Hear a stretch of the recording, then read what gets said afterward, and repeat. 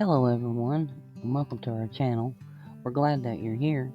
I'd like to talk to you tonight about this lovely lady right here. Her name is Janina Jefferson. She's a 38-year-old mother of 3 beautiful children. Just always the happiest person in the room. She was really selfless, loving, strong, independent. That kind of has a smile that brightens up the room, you know? Those are the words of Janina Jefferson's children, Xavier, Brianne, and Trey Lomax. I'm sure that some of you are probably saying, I've never heard of this place, so let me tell you a little bit about it. Appalachia is located in the southwestern region of Virginia. It is literally situated in the Appalachian Mountains, hence the name. Please ignore the time stamp and the date on here, as I forgot to reset my camera when I traveled to Appalachia so that I could record footage and show you how small this little town actually is. This way it would give you an idea of how remote certain parts really are. Now, back in its heyday, it was a prosperous little coal mining town. But as the mines started shutting down, of course, people had to move out, go other places to find work. So the population started dwindling. And as of 2023, the population was less than 1,400 people. Now, to take care of her babies, who were the light of her life, by the way, Janina, like many other mothers, worked numerous jobs. One of them was a 4 p.m. to midnight shift at the water treatment facility in Appalachia. In 2013, Janina met a man by the name of Eric Monroe Jones. At first, her children were skeptical of their relationship. At first, it seemed kind of risky. He's in prison for something pretty serious. I think it was he tried to burn a house down, then fled, and then got caught on his way back. So we were skeptical about him. Now, what he's referring to is a case that actually happened in 1998, and according to the Wythe County Sheriff's Office, a female substance dealer paid Jones in substances to set a local house on fire and make sure that it burned to the ground. At the time that he set that fire, a mother and 2 young children were still inside. Thankfully, they made it out, but he was charged and convicted for for hire and got 20 years with a 15-year suspended, so he ended up serving 5 years. But seeing how happy he made their mom, the kids learned to look beyond the past. The two eventually got married. Things seemed really good. Like, I was happy. My brothers were happy that she was finally happy. He seemed pretty cool. I thought he was cool, went to church. I didn't really pay attention to the whole went to prison thing. And, he worked and everything. There was nothing ever seemed wrong to me. After Janine and Eric were married in 2014 was when things started changing. According to her best friend, Eric started drinking and became like Jekyll and Hyde. But it all came to a head in 2016 at a family 4th of July barbecue. The kids say things took a drastic turn during a 4th of July party in 2016. My mom would always have like a little block party and invite like all of our neighbors and our family, and we would do fireworks and cook out. And he was talking to my dad and my mom, and he pulled out a pistol that was his friend's and shot it right in front of their faces into the air. A friend of Eric's videoed the incident. For the next 4 days or so, he's sitting in front of the TV, watching that video over and over and over and over again.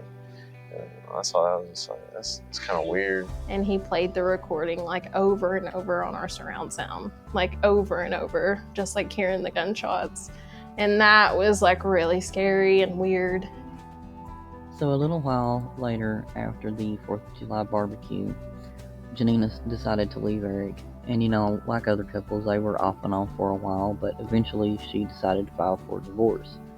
Now, when she did, he got really angry, and when the divorce was finalized, he went up to where she worked at, and according to her best friend, he slammed Janina against a shelf and was choking her. Well, that ended up, of course, in him being arrested and having a DV charge. Now, according to people that knew him, he had already made multiple threats of bodily harm toward Janina, saying he was not going back to prison.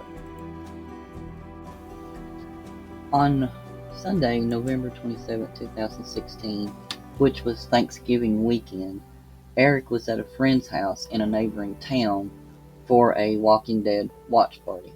Now, after it was over, he asked this man right here, Jacob Seth Rowland, and his girlfriend Terry to take him up to the water treatment plant where Janina worked, supposedly wanting to talk to her about getting back together.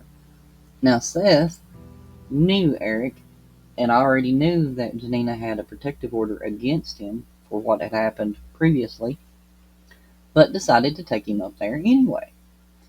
Now, you can see right here that ended up with him being arrested. He faces charges of trespassing, violating a protective order, impeding testimony by threats of bodily harm or force, and conspiracy to violate a protective order. He faces up to 71 years in prison for that. Well, I could find no information that he or his girlfriend were actually convicted of anything.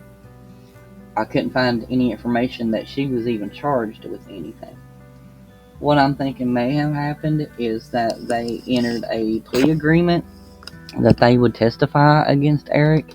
Maybe the reason why there's no charges that or convictions or anything like that showing.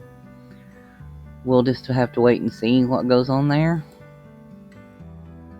The footage you're seeing right now is the actual road that they would have traveled to get to where Janina worked at. But keep in mind, they were in the neighboring town before, so they've already traveled 3 miles before they even got to Appalachia. Now, if you pay attention at the end of it, you'll see us stop. And where we stop at is the last house before you get to the water treatment facility. And in front of us, there's a long gravel road. There's at least a 5-minute drive, or maybe more, left between there and the water treatment facility. So there was ample opportunity and time for them to say, no, I'm not taking you up here, turn around and leave. But they didn't do that. So they took him up there and they dropped him off, and Eric waited for Janina to come to work. Well, when she did, he ambushed her. Now, there's only 2 people that knows what happened there that night, and one of them is not with us any longer, and the other one is on the run like the coward that he is. But what I think, in my own personal opinion, happened is that he started talking to her and asking her to, come back to him, and she's told him no. Like any other woman would do. She was done with him. So at that point, he got angry and he pulled out a firearm and he used that 4 times on her, taking her life. And then he stole her work truck and took off. Well, her work truck was later found at his mother's house, but he was nowhere to be found. He was gone. They did find video footage of him going to a gas station in that town and buying beer. And that's the last time that anyone has seen him. Now, I've also been told that he has said to people that he knows that if he ever got into trouble again, he was going to go to Mexico, that he was, wasn't going back to prison. He kept saying that. So he could be Mexico, or he could be anywhere in the world, essentially.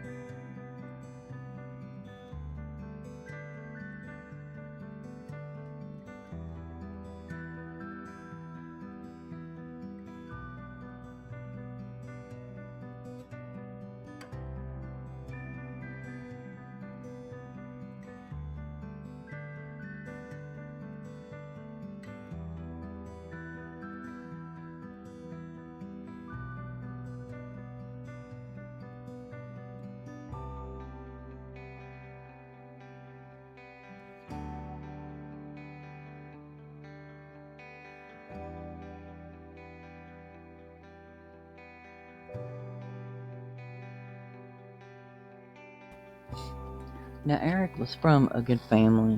His mother was a pastor, so he was brought up in a religious household. He was also on the local high school football team. He could have done a lot with his life, but instead chose to drink a lot of adult beverages, use substances, and commit crimes.